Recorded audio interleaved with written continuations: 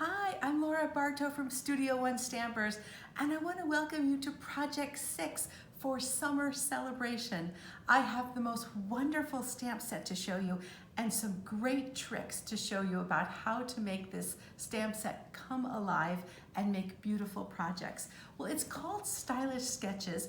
It's free with a $50 purchase, and it's so easy to watercolor. Now, oftentimes when I say watercolor, I know people go, oh goodness, goodness, goodness, I couldn't possibly do that.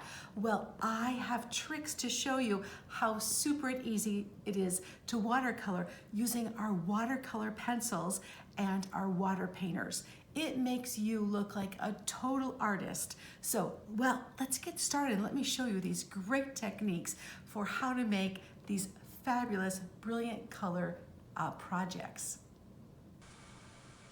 Well, here's two really colorful, delightful cards made with the Stylish Sketches stamp set. And I've also brought in the Amazing Phrases stamp set where I've used my greetings. So it's another fabulous stamp set. This one's also part of Celebration and free with a $100 purchase. And the Stylish Sketches is free with a $50 purchase. So let's talk about how to do this beautiful watercoloring technique.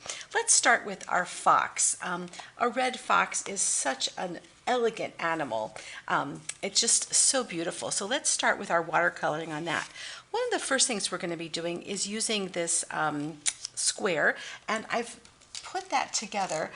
These are what are these called? These are called the stylish shapes. Now I've used these constantly. I've used it for my little ducks with the circle, and I've used this largest one to make this diamond for this cute little fox. So we're going to use our Memento ink and ink up this fox. Now, one of the things that's important when you're doing this is to make sure that you really get your image straight. So we don't want this fox going up a hill. So I really want to kind of make sure that this fox is on this diagonal straight. So I'm going to just make sure that I've got that centered right about there, and that's probably pretty good. So yes, that's just what I wanted. I don't want him cattywampus and going in a funny direction. So now I've got that stamped in black, and we're all set to go with our watercolor pencils. So the watercolor pencils that I'm using are assortment number 2, just a fantastic assortment. I use both this assortment and the other ones all the time, and this one I only need 4 colors. I've got Balmy Blue, Crushed Curry, Cajun Craze, and Granny Apple Green. So those are my 4 colors. Now the crushed curry looks from here like it's a brown, but it's really yellow.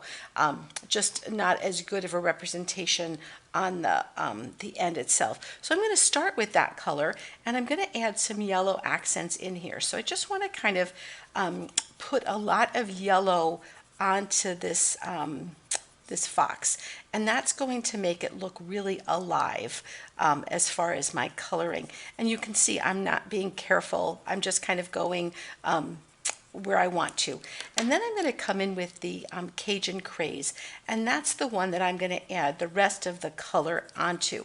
Now, one thing that's important when you're doing pencil lines is to try to go in the direction of the fur in this case, or if it's a flower, in the direction that the petal grows. I'm going to go ahead and just put some darker areas where I see some shadow.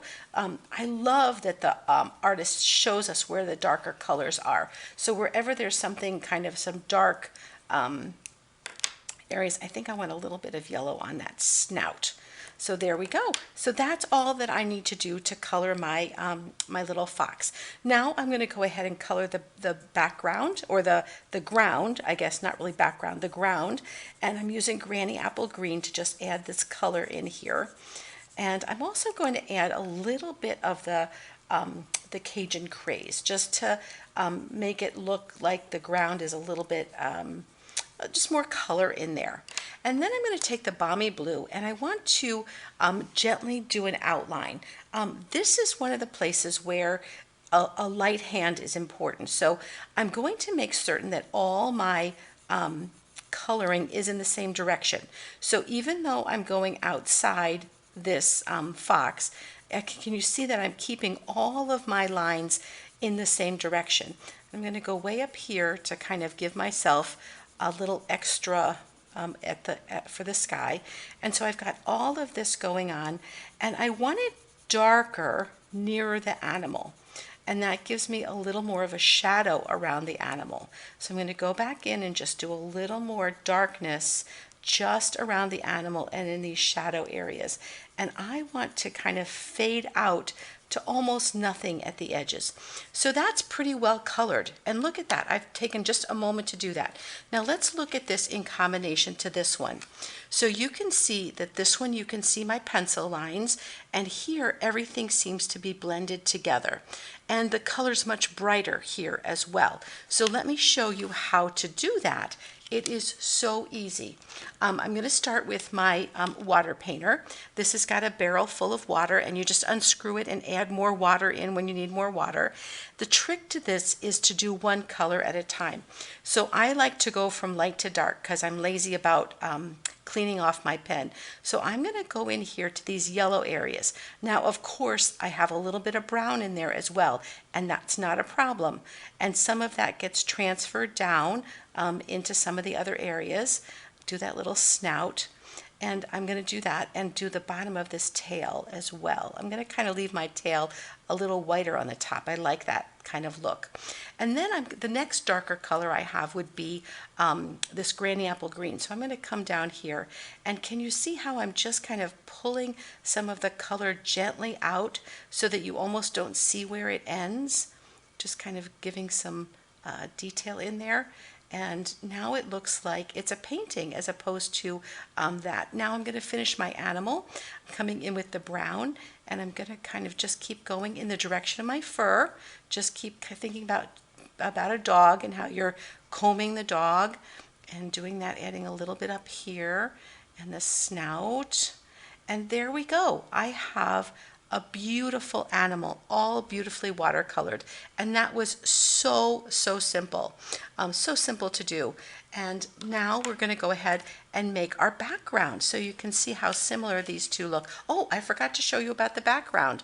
Oh goodness, that's not quite done yet. So I'm going to make sure that my brush is really cleaned off. And I'm going to come in here, and I'm going to actually kind of use a circular motion here. And that is because I have these lines in my background, and I want to pull them out away from my animal. So I'm just kind of using a circular motion to kind of come out, and I'm trying to leave about 1/4 of an inch around the edges that's still white. And so you can see I'm just using that kind of circular motion, and by using that circular motion, I'm changing up that line pattern that I had going. And there we go. So now I have a beautiful watercolor wash behind my animal. Well, there we go. Sorry, I forgot about that. So now let's move on so you can see how beautiful that looks. Let's move on and talk about the background. So the background is going to be a completely different technique, actually not even a watercolor technique. It's going to be using our blending brushes and ink. So I've put together a collection of blending brushes, and you can see that I know that I've got blue and green and yellow. And I'm going to take my white piece of cardstock, and I'm going to just use another piece of scrap paper here to put that on, so you won't be able to see it particularly well. But the first thing I'm going to do is put on my grass, and that's my green right here. So I'm going to lay this piece down here, and it is important when you're doing this to make sure that you're straight. It could look like you have a little hill going on, but sometimes that just looks like it's not right. So I'm going to take my green, and this is garden green, and I'm just going to start my brush in the center here, just because I know that's not going to show. And I'm just going to add lots and lots of color here. And I do want it to look like it's got lights and darks in it. So I'm going to just kind of come to the edges here, and I can make this as dark as I want. It doesn't, it's really your choice how dark you want. And I am looking to get these splotchy areas. To me, this is the ground, and the ground is not a solid color. The ground has lots of bumps and leaves and trees and all kinds of things in it. So I just like to really kind of make that look like that's what's going on. So there, this is exactly what I want it to look like. I want it to look light and dark and all that sort of stuff. So then I have the rest of my piece. So the rest of this is white. I'm going to flip this around just because I'm right-handed, and I'm going to put this mask, I'll actually put it back over this way so you can see, and I'm going to cover up the green that I had, and I'm going to come in with Balmy Blue. And Balmy Blue is my basic sky color, and I'm going to just grab some Balmy Blue there. And this one I want a little less, I don't know, bumpy's the right word, or a little less streaky or whatever. But my Balmy Blue, I'm just going to kind of do it more streaky at the in the center and then bring it out. I've just re-inked this ink pad, so it's got a lot of color in it. And so I'm getting a little bit more streaky maybe than I would like, but that's okay. That's okay. You'll get to play with yours and see what you like. I'm trying to make it a nice good change between the bottom there. Now I'm going to come in with Crushed Curry, and that's going to be my sky color. And just in case you're wondering why I picked Crushed Curry, that's because that's the color that's in my fox.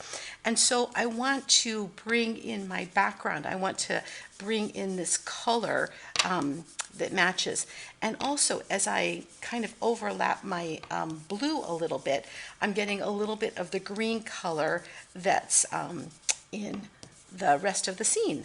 So there we go. So we got kind of a sunset or a sunrise look here with that. And so there's my background. And you can see it's just beautiful, and it was so simple to put together. Well, let's put the card together here. I'm just going to use some glue, and I've mounted it on Garden Green. So that's the color it goes on next. There's my piece. So it goes on the Garden Green here. And you can see it's not particularly exciting looking, but that's okay. And then the next thing I'm going to do is put it onto my card base. But there's one other thing I'm going to show you that I wanted to show you how to extend this sketch look. And this is one of those things that I think absolutely terrifies people who feel like they're not an artist. But I assure you that you can do this just as well as anybody else. So I'm going to look at the piece here, and do you see these lines here? These are all done in black, and I'm just going to grab a ballpoint pen. It doesn't take anything more than a ballpoint pen to do this, and I'm going to kind of do more of these squigglies that I see in my sketch here, and I can see they kind of go like this. They kind of swirl around a little bit, and then there's some little pieces that come up. Now, we're really talking sketchy, and you have to be kind of easy about it. So, you know, relax and just kind of think about some grass coming up and what it might look like if there was this piece. And everyone's going to be different because you're just never going to have two sketchy pieces. So there we go. I've got some sketchy pieces. Maybe I need a couple more like that. Maybe another piece like that. And you can see how this actually follows the sketch pattern that's in the background. And now I can also come in and add a little bit of brown, a few more of those colors, and maybe a little bit of green I can add in here just to give it some more depth. I'm not going to put water on it. I don't know whether my ink pad would, or my pen would be would work with that. So I'm going to go ahead and grab some dimensionals, put it on the back here. So didn't you think that sketching was super easy? Everybody's always so critical of their own sketching ability, but really just enjoy it. Just throw a few little things on there and you will be amazed at how great it looks. So we'll put our little fox right here in the center. And then I've already stamped in black To Another Year. And I'm going to grab some scissors and just kind of diagonally cut this. Now you could make them the same if you want, it doesn't matter. And then I'm going to put my dimensionals at the far corners because I don't want really another layer coming up on this. I want this to be up from the card but not up from my fox. So I'm just going to pull these off here and put that right down there. To Another Year. And then inside we'll put To Another Year around the sun. Isn't that so cute? I just think that's just a fun, great masculine card that would be so delightful to get. Well, let's go ahead and talk about our ducks. Here are our duck pieces, and I've already prepared the background, and I've done this background exactly the same way that I did the last one, with the exception of using Pacific Point to do a water piece here, and then my balmy blue, and then again came in with the Cajun craze at the top. So I've got my water scene going here. So I'm going to go ahead and get that onto my background, and then we'll go ahead and show how fast it is to create these absolutely adorable geese. Now for this one, I'm not going to add any more along the horizon because I don't need, the water doesn't have any foliage on it or anything, so I'm not going to add any more to that. But let me go ahead and put this on our piece here. And again, you know, I've used the stylish shapes to create these circles. I just love them. I love the stitch section of them. I think the detail on that is just fantastic. I love that. So let's go ahead and get our geese. And again, we'll pull in our black Memento ink and stamp our geese. Make sure that's inked up well. And they're just going to pop right in the middle here. The great thing about a circle is they really can't be crooked. You just move your circle to the spot where it is. And so I'm going to be using these same colors again, the Cajun Craze and Crushed Curry. I'm going to start again with my lightest color, and that's my Crushed Curry. And I'm just going to drop color in here. Definitely get these beaks done with that, and their bellies, their feet as well. You could pull maybe an orange in if you wanted to, but these guys look great with the Crushed Curry there. I'm going to throw a little bit in this area. Then I'm going to come in with the Cajun Craze, and my female here, she's a little bit darker, so I'm going to just add a little more of the brown around here, get her a little bit of darkness. And my guy, he's got sort of a wings here that are a little more on the dark side. And then of course our mallard color for the green. And even though this mallard color isn't quite as emerald as I want, if I throw a little bit of blue on there, can you see how that just changes and deepens the look there? And so then I'm going to take my balmy blue, and I'm going to do the same thing I did before, add this what I call a wash that's going around here, and again always in the same direction. I'm not going to change my direction. I'm just going to do smaller strokes outside the birds, do that, and then I can add a little bit of my Granny Apple Green here that they're standing on, because they're just standing at this great little spot next to the water. I think I need a little more between here. And really, that is all set, and I just need to then do the same thing I did before, where I'm going to start with my yellow, and I'm going to just go ahead and get that yellow kind of put in place. And then my next darkest color is my Granny Apple. I just love how this turns into a watercolor. The edges sort of disappear. Now that I've got green on there, I'm going to do the mallard head. And then I'll go ahead into my brown. Get my female all colored in here with kind of the shadows and the color there. And I just want to clean this off well.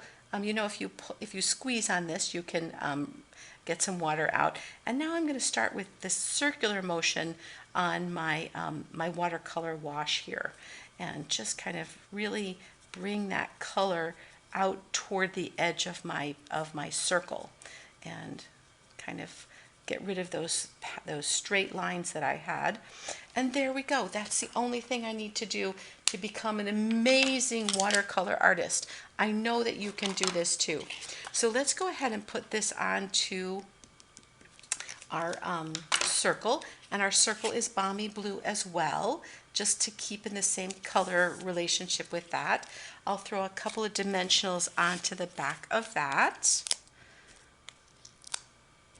I love these mini dimensionals. I just love that I can put them in all kinds of different places, and especially when I'm doing some smaller things, I love how they fit right into some tighter spots. So I'm going to put this one a little offset from there because I have, and I'm going to watch and make sure that my horizon line matches my horizon on there. And then this one says looking good, or good looking. And I'm going to do that quick little clip thing again there. For this one, I'm only going to put a dimensional on the far side and then a little dot of glue on this side because I want it to be more even, and this is coming up on top of there. So this says good looking. There we go. And then on the inside, you've got this. So such a fun group. Well, I hope that you're so enjoying this watercolor technique and this great technique where you're using the blending brushes to add all this color in here. So this is a fantastic set for you to enjoy, to try some fun watercoloring. I can't wait to get a chance to use this great little foliage piece as well. And of course, don't forget about this fantastic word set. All the combinations with woohoo and you're amazing and hey and oops and all the things that go together. Just a very refreshing, fun, amazing phrasing stamp set. So enjoy, enjoy, enjoy.